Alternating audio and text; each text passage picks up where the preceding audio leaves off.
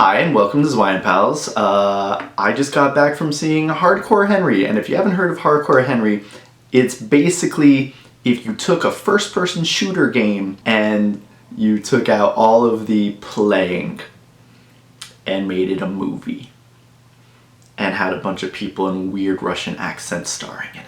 Which is not to say it's a bad thing. The movie is very much, it's a gimmick. It's a gimmick, and it's literally one of the first things I remember learning when I went to school for film and television stuff never to do.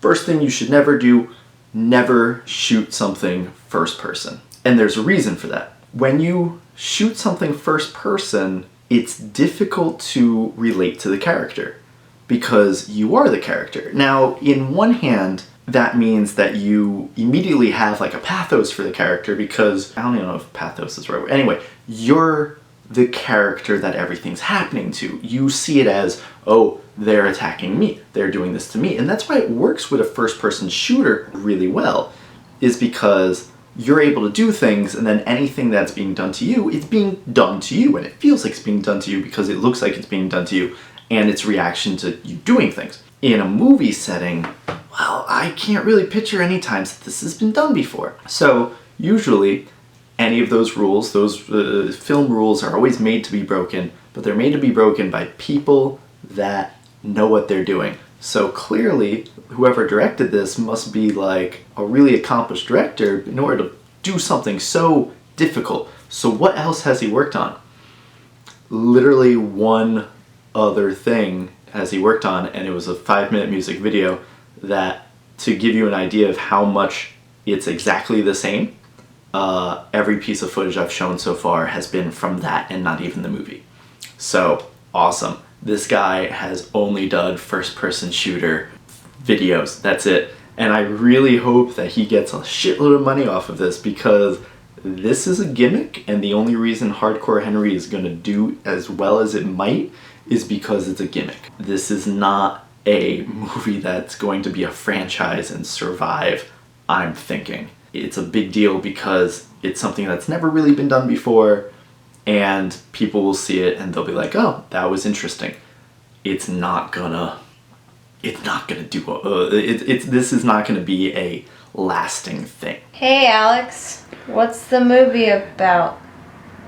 Thanks, Jenny. Yes, the plot. So anyway, the movie is basically you wake up as Henry and your wife is there and she's all like, oh, you can't talk because your voice isn't in. And then these people attack and you're basically going around and saving her.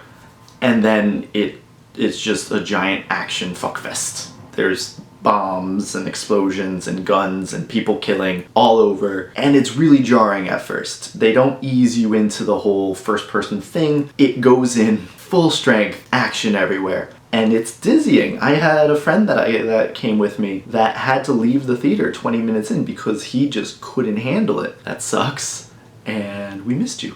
But yeah, and it's very abrupt, and you're just immediately like, what the hell is happening? By halfway through the movie, you should be accustomed to it, and it is a very interesting way to do things, and a lot of how they kill people and a lot of the action is very creative. And I spent a majority of the movie just kind of trying to figure out how the heck they did some of this stuff, because there's some really impressive, creative, amazing feats that they did, but it's difficult to see what's going on. And I'm someone that loves the Cloverfield movie, and I never understood people getting sick and dizzy on that. And I got sick and dizzy on this, where I was like, ooh, like I had to stop watching for a little bit because it's jarring, but it's very creative. There's some of the stuff that you see done, like he has a point where he grabs a guy's testicles and just pops them like a balloon. There's another one where he's just bashing a guy's head in with a brick. I mean, there's some creative flipping deaths, and it's ridiculous, and some of the shots are just like some really impressive stuff for what they did. I mean, I think it's a terrible idea to make a whole movie first person, but if you're gonna do it, they went all out, and they did it in the most impressive ways. And there's not really too much more I can say on it. The story is very bland, it's very simple. It's got some little twists and stuff that are interesting, some very interesting concepts and some very interesting characters. There's this character Jimmy that might have been the greatest character of anything ever. This is a guy that every single time you see him, he's trying to help you out, and then he dies. And then 5 minutes later, he shows up again, and he's perfectly fine, but now he's like in a new disguise, and then he tries helping you out again, and then he dies. There's a point where he's on fire, fell out of a bus, he's on fire, and he's on the ground like, ugh. And he's just like, I'll catch up with you later. And it's just like, Jimmy, what the? And they explain why, and it's fantastic. It really is. There's this white-haired dude that sounds like he's been voiced over the entire movie, and he doesn't quite look at the camera well. And he's interesting. He's a very intimidating character that also has like these psychic powers out of nowhere. They never explain where that happens from, but he's pretty neat once you get over how fake and poorly he's acting. And then you have this wife girl that you're trying to save, and that's the three characters in the movie and Henry. And you don't really get to know Henry because you are Henry, which is like, there's so many positives and so much negatives to that. And it's just, yeah. I mean, that's all I really got on it. This is a movie that if it was a video game, it would have been a pretty neat video game. It would have been a short video game, and it wouldn't be that memorable of a video game, but I feel like it's more built to be a video game. As a movie, it's memorable because it does this gimmick. The story is nothing impressive. The action and the skill and planning for it is impressive, but most people I feel like it would go over their heads. I wish some of the shots were longer, like the action scenes are quickly cut, which doesn't feel right when it's your vision. Because it's like if you're watching something, you see everything. So when you fall down, you see you falling down and then you getting back up. Here it's like something happens, it'll cut to like a couple seconds later, and it's like, this isn't how things work. You don't have these like lapses in memory. So I felt that was weird and took you out of it. And the shots that are really fastly cut are really difficult to understand what's going on. The longer takes are awesome, but then you also have it moving around so much so it's dizzy. So it's like, there's no real win.